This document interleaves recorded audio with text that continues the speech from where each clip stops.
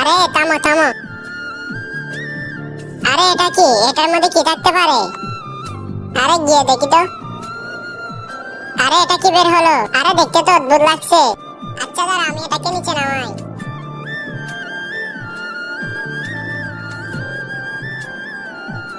হ্যাঁ হয়েছে হয়েছে।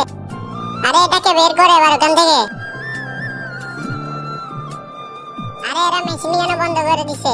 গিয়ে দেখে আসি তো। আরে কই গেলেন ভাই? কাজ কেন বন্ধ করে দিছেন? আরে মালিক চলে এসেছে, তুই তাড়াতাড়ি এটাকে লুকিয়ে ফেল। হ্যাঁ, এটার মধ্যে তো অনেক দামি জিনিস থাকতে পারে, আমাদের তো কপাল খুলে যাবে। আমি মালিককে দেখতেছি, তুই ওই গর্তের মধ্যে এটা লুকিয়ে ফেল, ঠিক আছে?